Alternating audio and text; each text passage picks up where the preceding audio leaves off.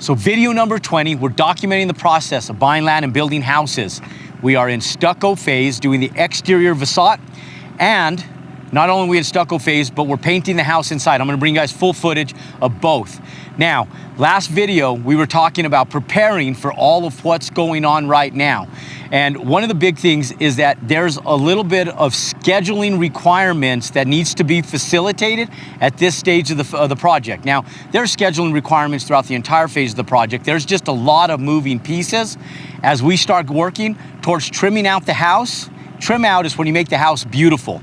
And so right now, we're working on all the preliminary stuff so that we can start beautifying the house. So we have the house sheetrocked inside, the tape and texture went on, and now the painters are in there doing their thing.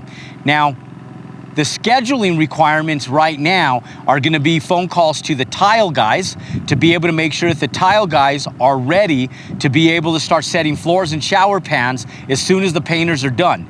We are also scheduling our closet guys and our door guys so that they can install the closets so the painters can caulk them, finish them, and get the door frames and doors installed so that way the painter can take them off and start taking care of prepping them, primering them, painting them, and then that way the painter can do all of what they need to facilitate to get the entire house done before they get to final trim out.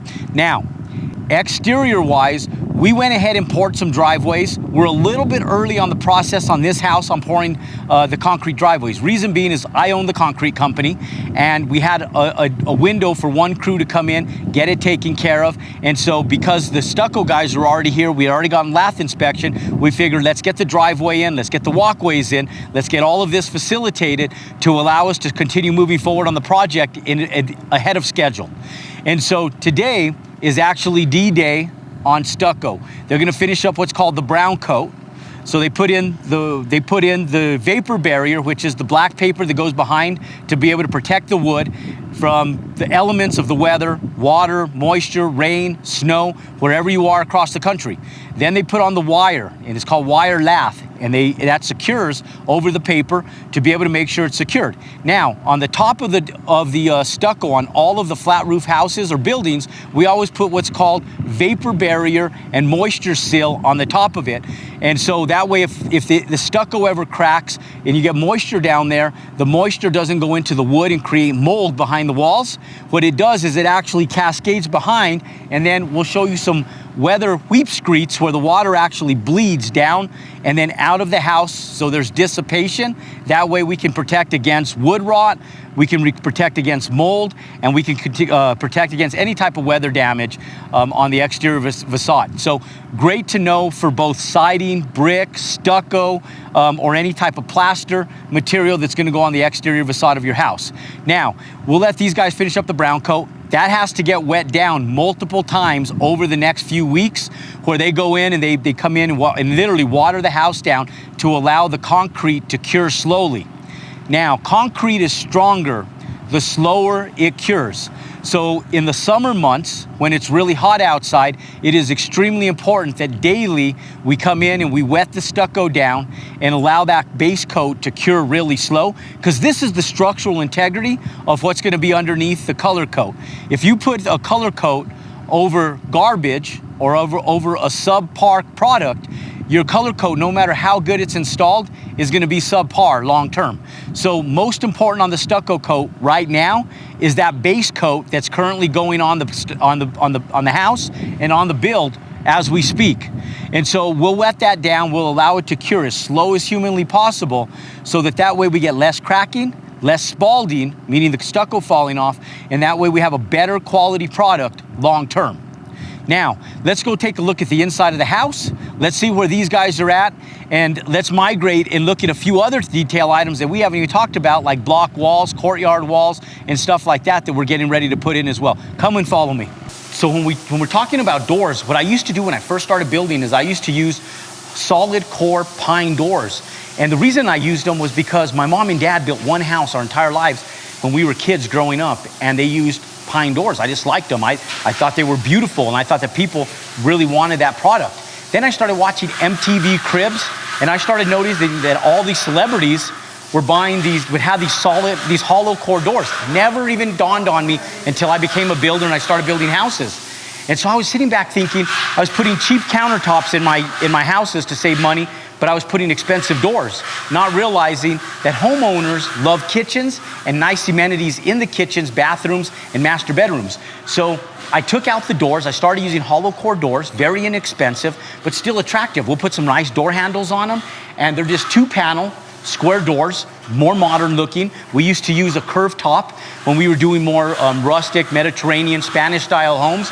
Now we're doing more of that mid-century modern. So we want the crisp corners, but still a nice door that has bump outs on the doors, 2-panel, and then they're paint grade. We'll paint them, we'll paint the frames, we'll caulk them, we'll put nice door handles on them. They look attractive, and we'll put the money that we took from here into the kitchen. Come follow me inside and let's take a look at what the painters are doing. We got all the stain that's going in on all the beams. All the beams over here, these are exposed, they're gonna stay like that. We got our mantle over here. I went bigger on this mantle. Usually I don't go this big. I just go just over the fireplace. On this one, something got into me when we were framing, and I just went massive on it. Mostly was because of the television. People are getting these big, massive, big screen televisions, and one of the complaints that we had from prior buyers, they go, what if I wanna get a bigger television? We go, well, it's no problem. You get a bigger one, but it overhangs, it doesn't fit right. Now you can put a big old massive television in there. What do you think will fit up there? About a 72 inch? 80 inch? A big one, a big TV will fit up there. I can't remember what we framed it out to exactly, but a big TV. This whole thing is gonna be stone. The whole thing all the way up is gonna be stone. You don't need to paint that, Dave. Okay. Yeah, that's all gonna be stone. Oh, this backdrop though, you can paint. We're not gonna put stone in the inside here. Okay. So we'll paint this, but all of this on the outside will all be stone all the way up. And I'll even wrap those bullnose in stone. I'll just go in and wrap them. So that center section will stay painted. Okay, just the back wall. Just the back wall. Yeah, everything else will be painted. It's our butler's pantry right here.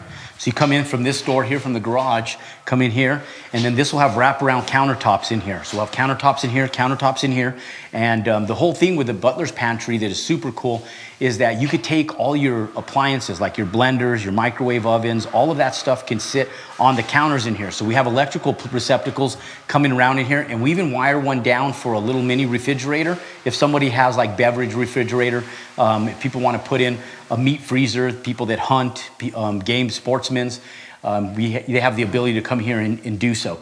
But ultimately, we'll have countertops wrapped around all in here, and then we'll have 3 layers of shelves up here where people can put all their canned goods, their box goods, all of that stuff. And then in here, they can put all of their toaster ovens, their toasters, toaster ovens, microwave ovens, mixers, blenders, all of that stuff can go in here. If you want to make smoothies, you can put your Vitamix and your Blendtec in here, and you're good to go. Come in from the kitchen, or you come in getting your groceries from the garage. You come in right here with your groceries. You come right in, and boom, you drop your groceries right here in the butler's pantry. You're in the kitchen cooking from this other side over here. You come right in from the kitchen, and boom, you got your butler's pantry right in from the kitchen. We'll have our island here and all our appliances right in here. Okay, now, one thing, I just underwrote a set of plans for one of our students in our inner circle, and one of the comments that I made to him is he has a 4-bedroom house. This is a 3-bedroom house, and he has a full bath in the master bedroom, and he has a one full bath for 3 bedrooms. One thing I try to give people is usable functional space.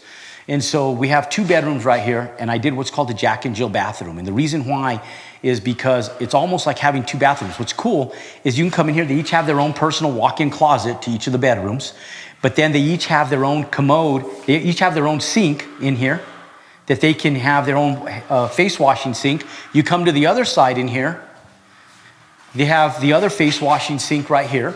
So they have the other vanity that goes right in here, and another walk-in closet. Then you come in here and you got your commode.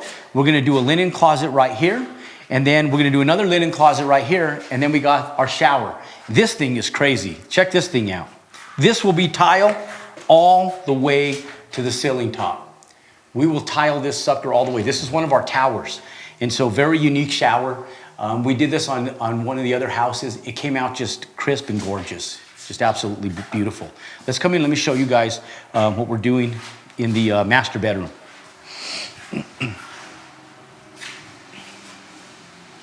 This is my laundry room. So you could come in from any of the bedrooms. You come in this way, and you have your laundry room right here, right from the hallway. So if you come in from the garage, you need to drop stuff in the laundry room, you can do so. You can come in from any of the other 2 bedrooms on this side, come right into the laundry room this way.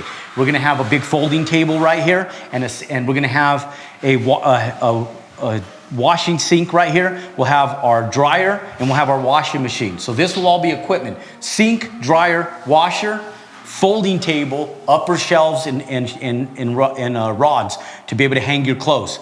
Super big laundry room. People love this. And here's what's cool. Right here is the master bedroom. And this is one of the master bedroom walk-in closets. So the closet material that you guys saw outside, we're gonna have wraparound closets in here. This is the her closet. We have the his closet over here that I'll show you guys. And we make our master bedrooms a little bit smaller and a little bit more intimate. But what we do is we make our closets really big. And the whole point behind that is to be able to put a big king size bed, a television on the wall, 2 end tables, and then you take all of your chests and dressers, and we will design this so the chest and dressers go in the master bedroom closets and out of the bedroom. So it gives you more walking space, it gives you more space for decor, it gives you a little bit more mobility and room, and then you come into your closet and all of your clothes, linens, and that stuff is all in these closets. And if you walk into our master bedroom, our master bathrooms here, we got the his closet here, which is still really big. If you're a his like me, I love big closets. I got a lot of clothes. I love clothes. And I love shoes. And so we have the his closet, nice big open closet. Now this wall is out of square. So one of the things that we noticed, and before the tile guys go in, if you look at this wall, it bows out on the bottom. So the stud's actually warped. So up on top, it's fine. But right about here, if you look at this wall at this angle, it twists. It twists out a little bit, and this wall is 3 inches out of square. So if we wouldn't catch this, when we tile this and then the cement floor goes in here, this gets permanently stuck like this. So we called the framers right when I got here today because I'd forgotten about it. And I called them and said, hey, we have a crooked wall.